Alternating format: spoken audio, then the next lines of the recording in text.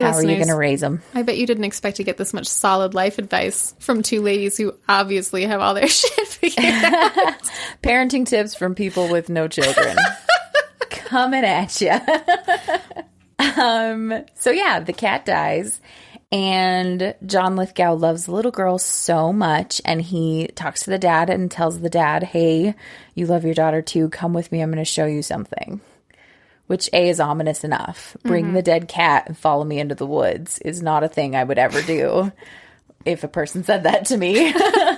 So he follows the guy into the woods with zero explanation. And they scale the wall of bones.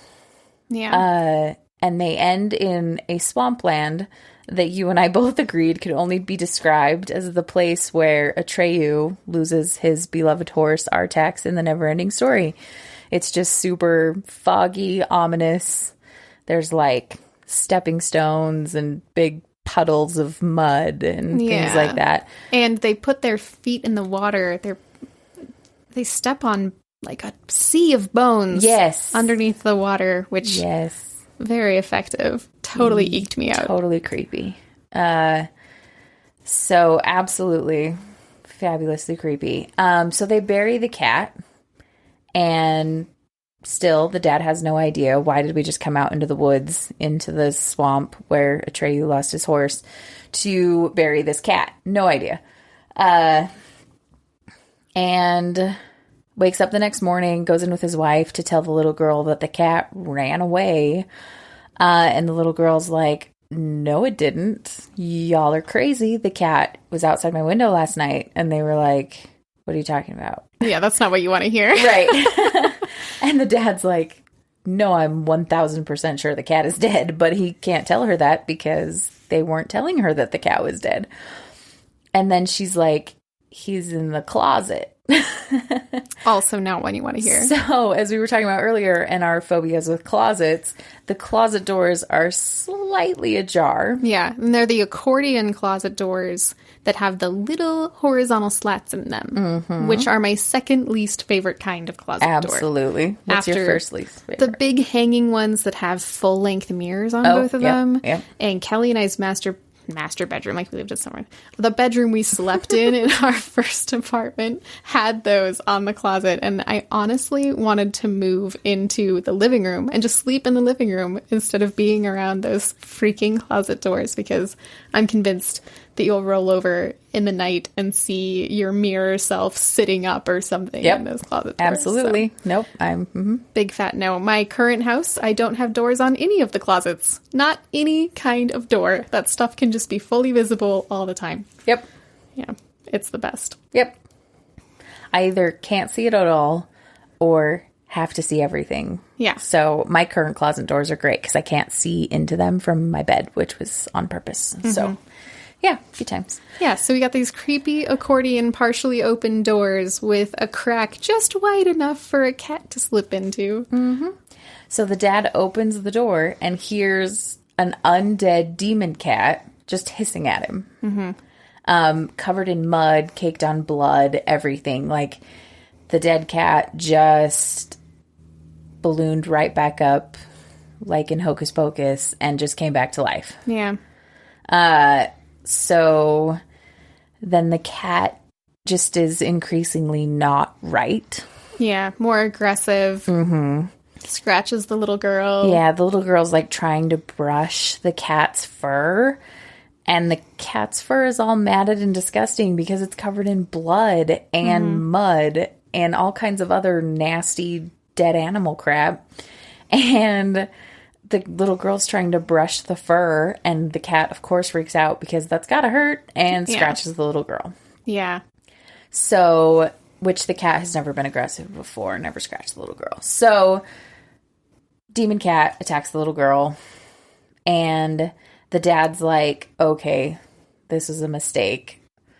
And, goes to talk to John Lithgow. I guess we should talk about that, where he explains that they're not really sure why, but things come back if you bury them in the magical, mystical part of the forest. Yeah. Well, and neighbor Judd had been through it himself personally. When he was a little boy, he buried his own dog there, and it came back and was really aggressive, attacked his mom, and had to be put down. But knowing that, he still took any excuse, some flimsy excuse of, I want to help out this little girl who's my friend, to go back there. He says it gets in your head and it tempts you to go back to that place and use the power again, which I loved. Mm-hmm. Very cool.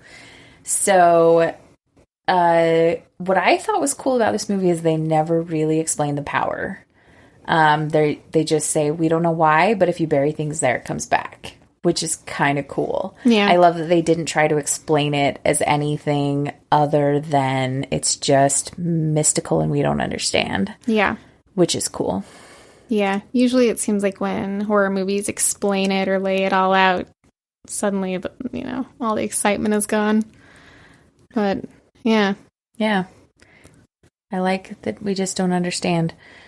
So then, it's the little girl's birthday. Mm-hmm. Oh, no. So the cat's wrong. The dad tries to put it down. Can't do it. Couldn't watch that scene either. Nope. Couldn't do it. Yeah. I did a lot of hiding behind the blanket. Yes, she did. I only did it one part, and I'll tell you about that in a second. So, he tries to put the cat down, can't do it.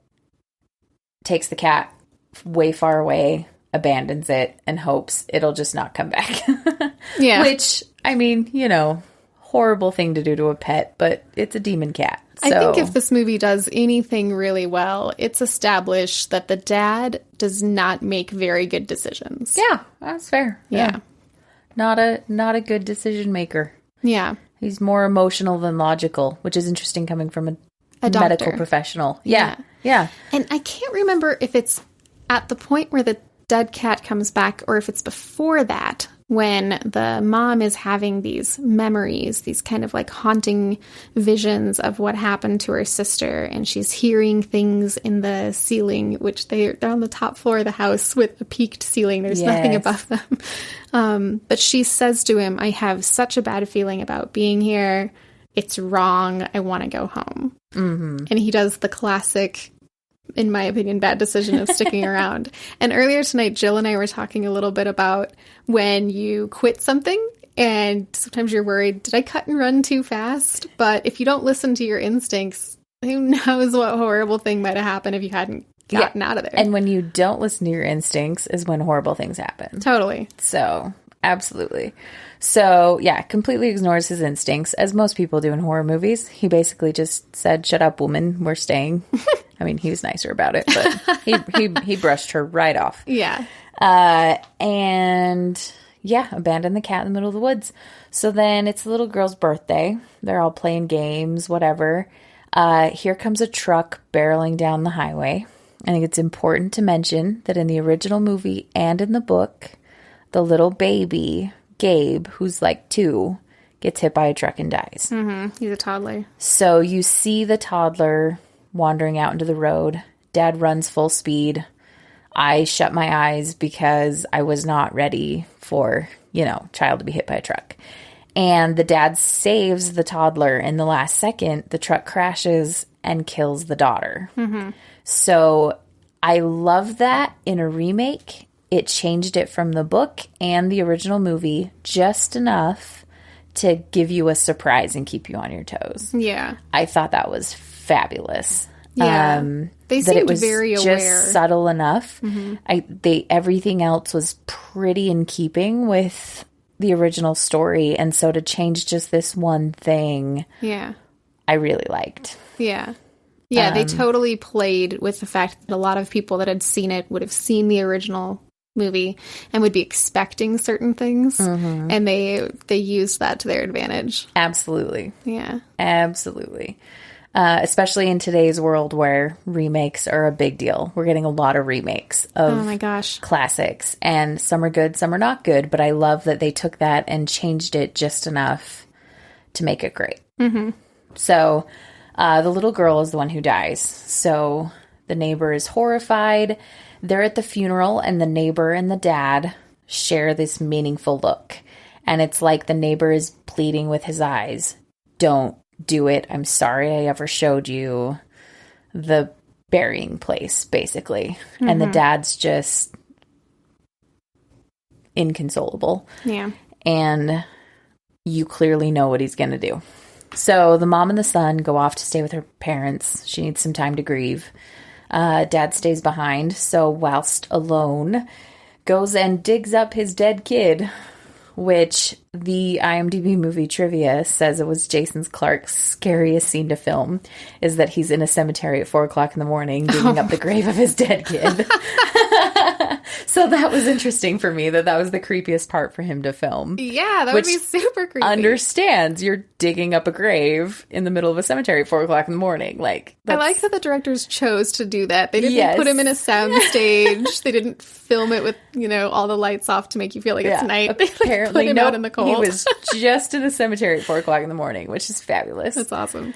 So digs up his dead kid, buries her in the place with sour ground. What do we, they gave it a name. What was the name? Something in the forest. Anyway,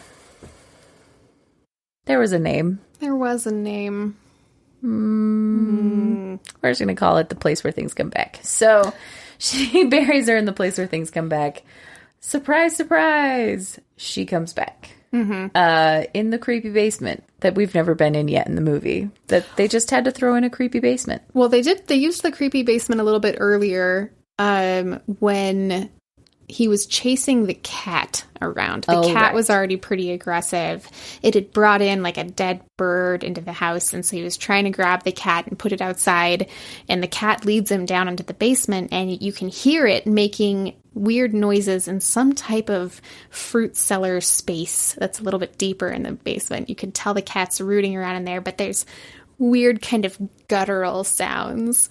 And then he turns around and looks behind him, and the cat is sitting on the stairs. And I got the total heebie-jeebies. That's right. Because there is definitely something else in that basement. And the only thing scarier than mirrors are unfinished basements. Mm-hmm. So, yep, they preyed on that. Yeah. So they're in the basement, and here's the dead girl, whose face is now a little messed up from being dead. The makeup artist who did her face... amazing job. Yeah. She was like just dead enough. Yeah. Like a little sunken eyes, some purple splotches on her skin, and then her right eye was a little lower. Mm-hmm. Like almost like she'd had a stroke.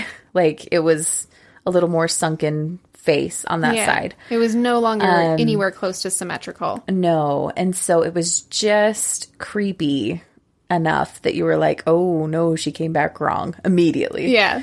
And she had that mask that the kid in the beginning had left on the grave of his dog. Mm-hmm. So she had this, old creepy mask with her.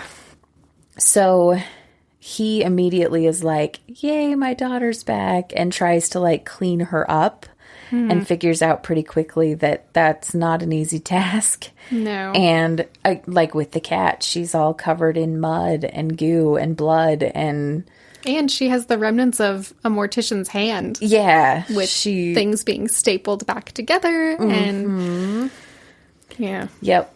So he just totally brushed it aside and was like, nope, totally fine that my kid's not supposed to be alive right now. And so while he's trying to spend time with his daughter, his wife keeps calling and he doesn't want to answer. How do you explain to her, oh, P.S., I brought our daughter back from the dead? So he just ignores her phone calls.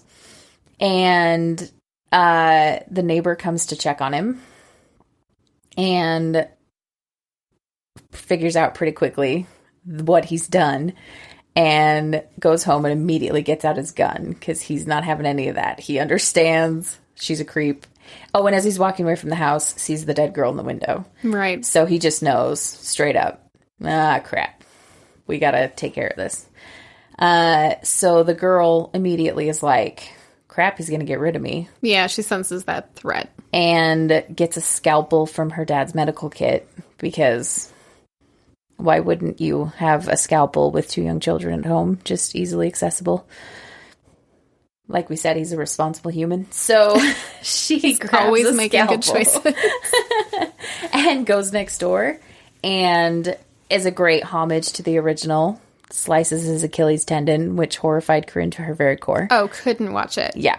And then